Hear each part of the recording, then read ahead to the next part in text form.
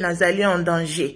Naye kolelela yo en tant que secrétaire permanent na biso ya PPRD po yonde okolobela ngai na niveau ya bakonzi ya likolo. Papa ngai naza na danger awa. Papa na ngai asundoli ngai, mama pe asundoli ngai. Pona nini? Pona vérité oyo nga na zoloba. Na robanda nanu na relation na biso na papa na biso. Ba video nyonso bino bomonaka ndeko na ngai ya mobali de dingoyi o azaki akei na Canada abetaki ngai sur ordre ya papa na biso ngoi Kasange Alphonse. Ngai naza mukolo deja. Naza lisusu mwana mukete bebe po bwa korishaka na kobeta ngai kobeta muto eza koboma ye. Tango mususu balukaki ko sacrifier ngai na bakisi na bango ba échouer siko ba komaki ko forcer liwana nga na makasi po babo mangane ti lokola Jésus Christ de Nazareth. Ngai naza mwasi naza Jésus Christ de Nazareth te. Et puis bana oyo pe ba pesaka ba kombo ya nzambe baza bana moko bazalaka na ba pouvoir surnaturel. Bazalaka na bénédiction ya lola ya bokonzi ya lola et marchaka toujours au-dessus de moi-même je suis la preuve que natambolaka tout le temps na ba ange ba solo la ngai na bandoto et tout parce que naza moponami ya nzambe ya lola. Yangwana papa na ye na likambo yo na epana yo okote la ngai. Naza na danger ngai député. Batika ngai awa na ndaku na ma campagne ngai moko pona kufa na mikufela na basusi. Papa ya mobali na ngai na papa na ngai na papa ya mobali na ngai ba yokani ke babotola nga bana na ngai. Joanna azana 10 mois. Elle est née à la clinique Ngaliema ba oyo bakoki koyeba docteur Nene Mwamba na clinique Ngaliema nde asalaki nga operaki ngai pona bota mwana na ngai awa na Congo na 2019. Papa mwana wana aza nourrisson azalaki komela mabele papa na ye akimi na ye tokendaki pona ba vacciner ye papa na ye Serge Kabwela François Chimanga bakimi si bébé na ngai. Naza na besoin ya bana na ngai. Libala ekufaka kasi bana baza deja wana makila ya bana ekoki kokabola biso te. Lokola bango bandimi baye kosenga dote na ngai ya libala na ngai soit disant que natambolaka kindumba na yebi te mutu nini aza témoin na Congo awa ke natambola na ye kindumba depuis 2016 tango papa Serge Kabwela abalaki ngai mutu moko te aza na témoignage pe na preuve te ke nga natambolaka kindumba. Biso nyonso toyebani na baluba ke mwana mwasi nyonso aza kitoko aza beni azalaka ndumba na bakuti na babiloko ya mbujima ya makanisi ya bavillageois wana kuna baza bandumba. Naza ndumba te natikala kozala ndumba te. Vina nga nyonso kaka na losambo ba prière ezala awa na Congo na bandaki ko bomwana na nga na koli na église Zoé Tabernacle na pasteur Kayumbi Léonard Kayumbi Beya. Na Canada nazalaki kokende na Cloverdale Bible Way pa ya Edward Biscol. Donc ndevi nanga nyonso ya losambo ezala na Canada soki botuni renseignement ya église wana ezalaka en ligne. Bakoyebisa bino toujours que nazalaki fervente de Jésus-Christ de Nazareth chaque dimanche na bandaki kokende na église. Na bondela pepo na bakonzi ebele na Congo. Lelo nzambe akomisi ngai moko na bino parce que na bondelaka pona na bondelaka pona chef de l'État oyo Félix Tshisekedi na bondelaka pona ye na bondelaki pona ancien chef de l'État papa Joseph Kabila na mwasi na ye pe ba famille na ye na bondelaka tout le temps pona bakonzi ya Congo. Lelo nzambe amatisi ngai na titre na bino po amona ki bolingo oyo na zalaka pona bino bakonzi ya Congo po bokamba Congo kitoko malamu. Papa na ngai bakoki bako emilie nga te. Naza mwana ya nzambe, naza mwana na yo. Zwanga neti mwana na yo amwasi soki ake na libala babokilo na ye bakomi ko finga ye ozalaka mabe ozalaka na tai mabe ozalaka boye tolingaka yo te pesa biso bana na biso okozwa pasi na motema. Na minito na yebi te pona nini papa na biso alukaka yo te po bokangisa mwana mobali wana o abotisanga bana mibale asundolinga na nzela Serge Kabwela. Parce que yende aza na charge na nga sikoyo nazongi epa na biso parce que bayaki kosenga dot na bango dot wana bazongiseli bango menga na yebi ke bana loi congolaise elobaka ke bana bazana mama jusqu'à l'âge de 7 ans. Liam yanga ya liboso fils nanga premier fils nanga ya aîné azali na 3 ans. Donc, comprenez, donc papa na biso ngoi Kasange Alphonse muto atindaki ngai na pesa ye mwana wana nga na boyaki mama na ngai pe sénatrice Odette Mbuyi aboyaki kopesa bana te metala kaka ba papa ba famille ya mobali na ngai na famille ya papa na biso bazalaka baninga depuis longtemps bango dans ndenge baza wana basala kaka likopa po banyokola biso bana ya mama Odette parce que balingaka biso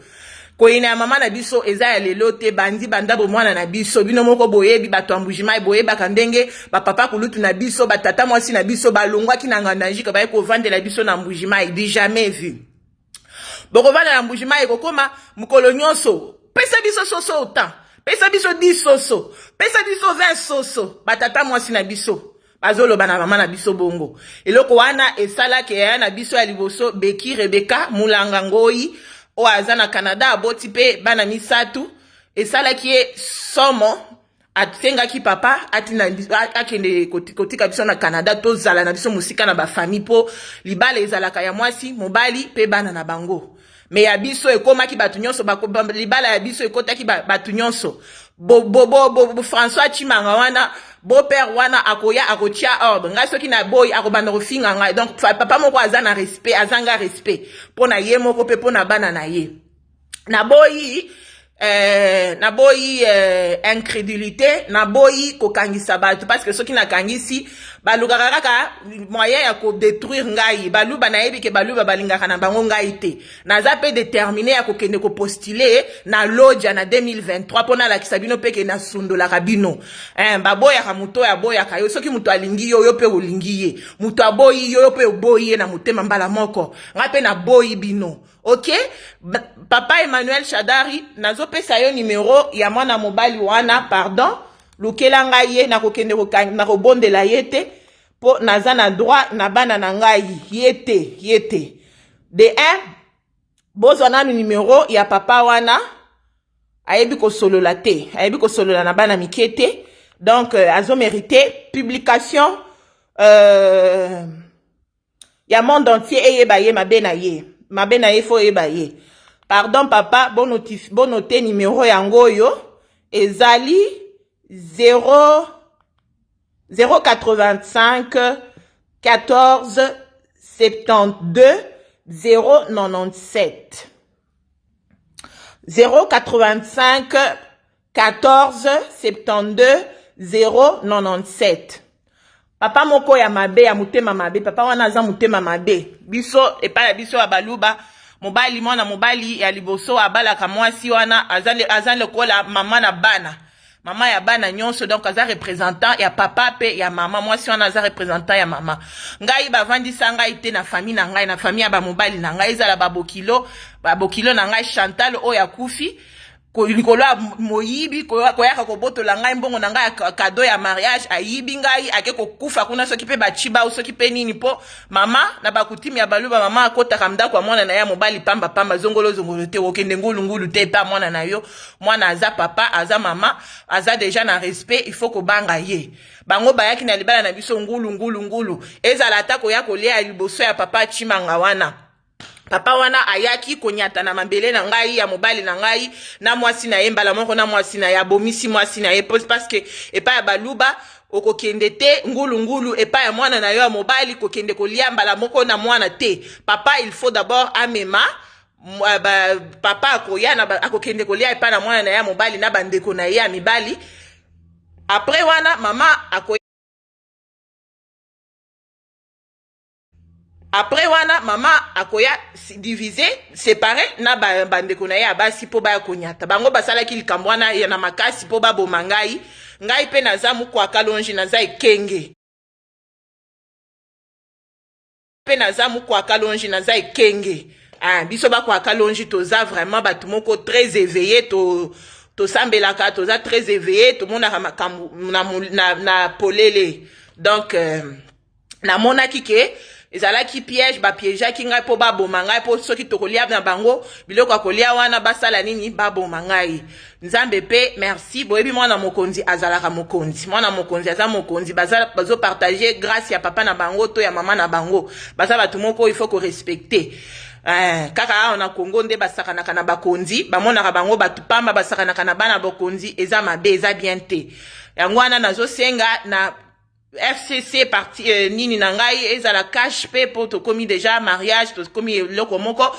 basunga ngai ba interpeller papa wana aza na bana na ye soki na kei kuna babangaka ta titre na ngai ya député okomona batouche nga na nzoto bakomi kotindika ngai neti mutu pamba ngai pe naza mwana ya nzambe nalingaka naboyaka affrontement na peuple mpo nayebi pouvoir oyo nzambe ape oyo naza nango soki nameki kolakela peuple mabe ekolanda bango yango na bolingo oyo ngai naza na bango ya bakongole nandimi na protéger population na ngai me bino moko bapapa na ngai bosalela ngai likambo oyo na suki yango wana na yeb na bino na lukaka yo mingi papa Emmanuel Shadari na sololaka na yo makambo ba jeunesse ya mbujima yebisaka ngai na telemela bango me papa munde azo bloquer yango na bandeko na ye ba yebisaka ete te kotika mwana wana te akende kuna kokende kotambola kindumba na kende kotambola na papa na ngai te naza mwana muke ya 28 ans naza jeune ngai faut nazala na ba jeune ba papa mikolo te quand même on a kokende kolinga na tulite. Donc naza pe matérialiste te naza mwasi moko naza na mayele naza na bolingo ebele ya nzambe atikaka ngai te pona libala esili nango na ndimi na ngai papa na biso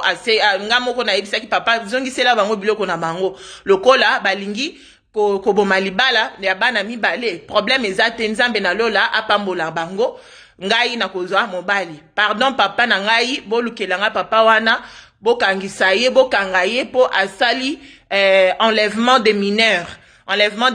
bana baza ba ange bana babotamaka pona kimia na mokili pona développement ya mboka na bango lelo Joana aza congolaise abotami na mabele ya biso ya Congo batango mususu yende akokoma première dame ya Congo tango mususu akokoma député lokola mama na ye parce que azana makila ya bakonzi na kati na ye ngai moko mama na ye naza député provincial koko na ye azali député national et ancien gouverneur de la ville province du Kasai oriental koko na ye a mwasi mama Odette azali mama sénatrice donc mwana wana azali pamboli pona mboka pona Congo bo batela ye bo interpeller papa wana atindelanga bana na ngai na boyi makambu na boyi boyebi ke baluba basi bachanga misu makasi bango pona bango bakolaka nga bakombo ya lokuta naza criminel na bomaka batu soki pe oke kotuna oke na mbujima kotuna mutu nini o Christelle aboma azate donc bango basalaka makambu par sentiment ya ko détruire mwasi kitoko ya baluba basepelaka na bango te par contre ngai soki na monaka mwana mwasi lokola ngai nzamba pesa ye bote aza kitoko aza gentil na yebisaka ye toujours madame tu es très belle tu es très gentille que Dieu te bénisse que Dieu te protège bango pona bango nga na koma sujet ya mokeri sujet ya kofinga babangaka te ki député na nga bango bakanisi naza moninga na bango te balanda bana yango ikasange ya mibale